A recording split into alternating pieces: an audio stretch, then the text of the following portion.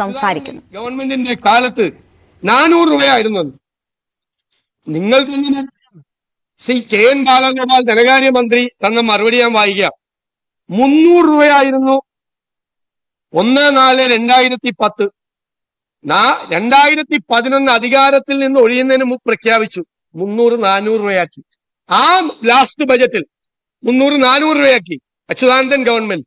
ആ പണം കൊടുത്തത് ഉമ്മൻചാണ്ടി സർക്കാരാണ്. അധികാരത്തിൽ വന്നിട്ട് 400 രൂപ കൊടുത്തത്. സാർ, ഞങ്ങളത് 2013 500 രൂപയാക്കി. പിന്നീട് 2014 600 രൂപയാക്കി. 80 വയസ്സിന് മുകളിലുള്ളവർക്ക് 1100 രൂപയും 1200 രൂപയാക്കി ഞങ്ങൾ വർദ്ധിപ്പിച്ചു. പിന്നെ അച്യുതാനന്ദൻ, ഇത് കെ എൻ ബാലഗോപാൽ എന്ന ധനകാര്യമന്ത്രി നിയമസഭയിൽ തന്ന മറുപടിയാണ്. ഇനി അച്യുതാനന്ദൻ ഗവൺമെന്റിന്റെ കാലത്ത് 16 ലക്ഷം പേർക്കാണ് കൊടുത്തത്. ഉമ്മൻചാണ്ടി സർക്കാർ ഇത് കൊടുത്തത് 34 ലക്ഷം പേർക്ക് അത് വർദ്ധിപ്പിച്ചു. സ്വാഭാവികമായിട്ട് ആ വർധന ഇരട്ടിയിലധികം ആളുകൾക്ക് വർദ്ധിപ്പിച്ചു. ഇരട്ടിയിലധികം 16 ലക്ഷത്തിൽ നിന്ന്. അങ്ങ് പറഞ്ഞ മറ്റേ ക്ഷേമനിധി പെൻഷൻ കൂടി കൂട്ടിയ അത് 44 ലക്ഷവും. 44 ലക്ഷവും ഏത് 16 നിന്ന് 44 ആവും അത് കൂട്ടിക്കഴിഞ്ഞാൽ. അപ്പൊ ഇതൊക്കെ ഓരോ കാലത്തും ഗവൺമെന്റ് പണം ആ ഗവൺമെന്റിന്റെ സാഹചര്യങ്ങളിൽ അത് ചെയ്തിട്ടുണ്ട്. ഇനി നിങ്ങൾ പറഞ്ഞു കുടിശ്ശിക. അങ്ങേ പോലൊരാൾ മാതൃഭൂമി പത്രത്തിന് കൊടുത്ത ഇന്റർവ്യൂവിൽ ഉമ്മൻചാണ്ടിയുടെ കാലത്ത് 18 മാസം കുടിശ്ശിക വരുത്തിയിട്ടുണ്ടെന്ന് പറയാമോ? ഇത് ഇവിടെ തന്ന മറുപടിയാണ്. ഈ സർക്കാർ അധികാരം ഏൽക്കുമ്പോൾ 2014 നവംബർ മുതൽ 2015 ജനുവരി വരെയിൽ പെൻഷൻ തുക വിതരണം ചെയ്യപ്പെടാതെ, അതായത് നവംബർ, ഡിസംബർ, ജാനുവരി വാർദ്ധക്യകാല പെൻഷൻ, വിധവാ പെൻഷൻ, വികലാംഗ പെൻഷൻ, 50 വയസ്സ് കഴിഞ്ഞ അവിവാഹിതർക്കുള്ള പെൻഷൻ എന്നിവ കുടിശ്ശികയുണ്ടായിരുന്നു. ഇനി ആ 3 മാസത്തെ കുടിശ്ശിക വരുത്തേണ്ട കാരണം കൂടി തോമസ് ഐസക് പറയുന്നുണ്ട്. ഉമ്മൻചാണ്ടിയുടെ കാലത്ത് 2015 ഫെബ്രുവരി മുതലുള്ള തുക ഗുണഭോക്താക്കൾക്ക് DBT സംവിധാനത്തിൽ, ഡയറക്റ്റ് ബെനിഫിറ്റ് ട്രാൻസ്ഫർ സംവിധാനത്തിൽ വിതരണം ചെയ്തു വരികയായിരുന്നു. DBT സംവിധാനത്തിൽ ഗുണഭോക്താക്കളുടെ വിവരങ്ങൾ യഥാസമയം രേഖപ്പെടുത്താത്തത് മൂലവും തെറ്റായ രേഖപ്പെടുത്തലുകൾ, ബാങ്ക് അക്കൗണ്ടുകളുമായി ബന്ധപ്പെട്ട സാങ്കേതിക തടസ്സങ്ങൾ എന്നീ കാരണങ്ങളാൽ വിതരണം ചെയ്ത തുക ലഭിക്കാതെ വന്നത് മൂലമുള്ള കുടിശ്ശികയാണ്. മനസ്സിലായ? പണം കൊടുത്തു സർക്കാർ, ടെക്നിക്കൽ റീസൺസ് കൊണ്ടാണ് ഉമ്മൻചാണ്ടിയുടെ കാലത്ത് വന്നിരിക്കുന്നത്. ആ കുടിശ്ശിക എത്രയാണ്? ഇത് ഡോക്യുമെന്റ് ആണ്. ഇത് അസംബ്ലി ടേബിൾ ചെയ്ത ഡോക്യുമെന്റ് ആണ്. 806 കോടി രൂപ. നിങ്ങൾ MLA ഇത് പറയുമ്പോൾ പരിഹസിക്കുന്നത് എന്തുകൊണ്ടാണെന്നറിയോ?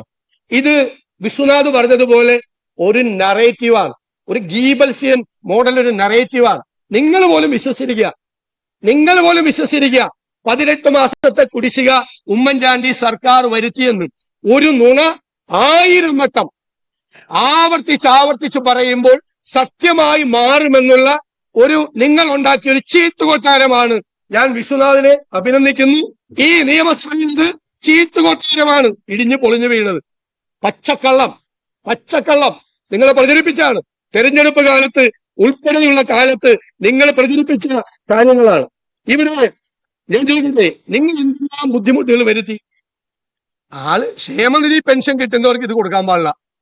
ക്ഷേമനിധി പെൻഷൻ അവരുടെ അംശാദായം കൊണ്ട് അവരൊരു ഫീൽഡിൽ വർക്ക് ചെയ്യുമ്പോൾ കിട്ടുന്നതാണ്.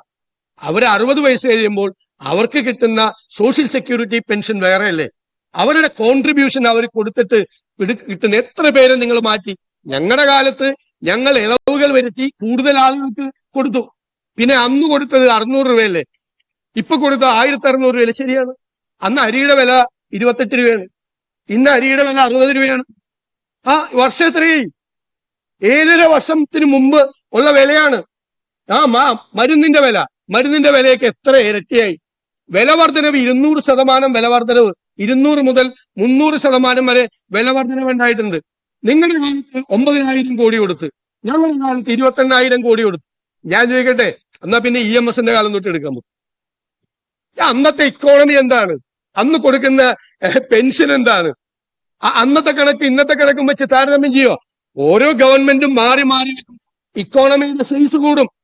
മാത്രമല്ല ആളുകളുടെ ജീവിത ചെലവ് വർദ്ധിക്കും. ഞാൻ ചോദിക്കട്ടെ, എന്തിനാണ് നിങ്ങൾ ശമ്പള പരിഷ്കരണ കമ്മീഷൻ വെക്കുന്നത്? എന്നാ പിന്നെ EMSന്റെ കാലത്ത് കൊടുത്ത ശമ്പളം കൊടുത്താ പോരെ? ഇപ്പൊ 5 കൊല്ലം കൂടുമ്പോ പേ കമ്മീഷൻ വെച്ച് നിങ്ങൾ വർദ്ധിപ്പിച്ചു കൊടുക്കുന്ന എന്തിനാ? കൊടുക്കുന്ന 5 കൊല്ലം കൂടുമ്പോ പേ കമ്മീഷൻ വെക്കുന്ന എന്തിനാ? അപ്പൊ ആ ചെലവ് ജീവിത ചെലവ്. പ്ലീസ് സാർ പ്ലീസ് അതേ കംപ്ലീറ്റ് ചെയ്യട്ടെ.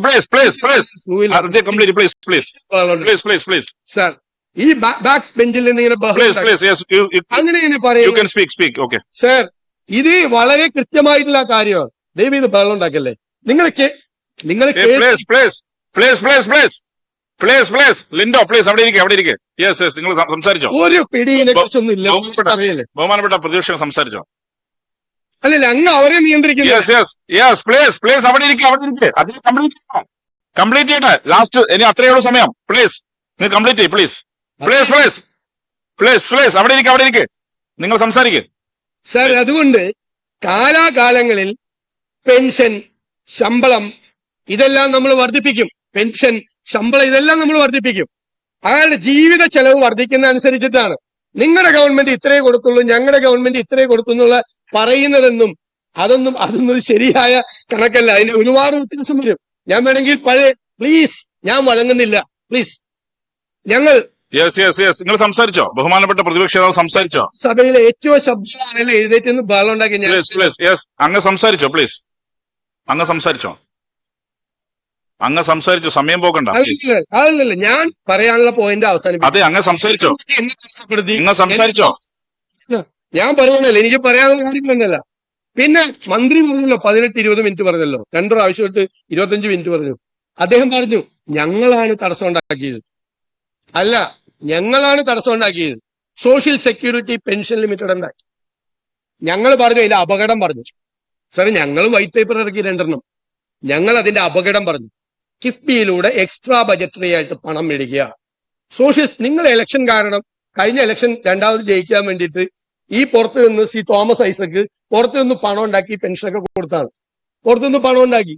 ഇപ്പോ അങ്ങ് ധനകാര്യമന്ത്രി ആയതുകൊണ്ട് അതിനെ അനുഭവിക്കുകയാണ്. വരാനിരിക്കുന്ന സർക്കാരുകൾ അനുഭവിക്കുമെന്ന് ഞങ്ങൾ മുൻകൂട്ടി പ്രവചന സ്വഭാവത്തിൽ പറഞ്ഞു. കാരണം എന്താ?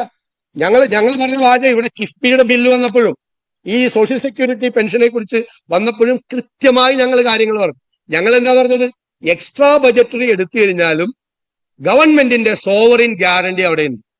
ഈ കിഫ്ബിയിൽ ഉണ്ടാക്കുന്ന സാധനങ്ങളൊന്നും സെൽഫ് ഇൻകം ജനറേറ്റീവ് അല്ലല്ലോ. സെൽഫ് ഇൻകം ജനറേറ്റിംഗ് അല്ല. നിങ്ങൾ ഈ നാഷണൽ ഹൈവേയുടെ കാര്യം പറഞ്ഞു. കേന്ദ്ര ഗവൺമെന്റ് ഫണ്ട് കൊടുക്കും. എന്താ കാര്യം? നാഷണൽ ഹൈവേക്ക് വേണ്ടി കേന്ദ്ര ഗവൺമെന്റ് പണം എടുക്കുമ്പോ, പഴയ കാലം പോലെ എടുക്കും, ഞങ്ങളുടെ കാലം പോലെ എടുക്കുമ്പോ അത് ഇൻകം ജനറേറ്റീവ് ആണ്. ടോൾ കിട്ടുന്ന പൈസ നേരെ പോകുന്നത് NH നാഷണൽ ഹൈവേ അതോറിറ്റി എടുക്കുന്ന പണത്തിന് പോവാണ്. ഇവിടെ കിഫ്ബിയുടെ കയ്യിൽ നിന്ന് ഒരു സെൽഫ് ജനറേറ്റിംഗ് അല്ല. അതുകൊണ്ട് എന്താ? അതിന്റെ അന്തിമമായ ബാധ്യത മുഴുവൻ തിരിച്ച് ബജറ്റിലേക്ക് വരും. അത് ബജറ്റിലേക്ക് വന്നു. അതിന്റെ പിരിമുറുക്കം നിങ്ങൾക്ക് ഉണ്ടാകുമ്പോൾ നിങ്ങൾ ചെയ്തൊരു തെറ്റ് അന്ന് തെറ്റാണെന്ന് ചൂണ്ടിക്കാണിച്ചാണോ ഞങ്ങളുടെ കുഴപ്പം? ഈ പെൻഷൻ ഫണ്ടും എക്സ്ട്രാ ബജറ്ററിയാണ്. പിന്നെ എന്തിന്റെ ക്രെഡിബിലിറ്റി? ബജറ്റിന്റെ വിശ്വാസ്യതയും ബജറ്റിന്റെ പവിത്രതയും എന്താണ്? എക്സ്ട്രാ ബജറ്ററി ലോൺ എടുത്ത് കാര്യങ്ങൾ ചെയ്തിട്ട് അവസാനം അതിന്റെ പ്രഷർ മുഴുവൻ നിങ്ങൾക്ക് ഇപ്പോൾ ബജറ്റിനകത്തേക്ക് വന്നിരിക്കുന്നു. ഇപ്പോ അത് കൺസോളിഡേറ്റഡ് ഫണ്ടിലേക്ക് തിരിച്ചു വന്നിരിക്കുന്നു.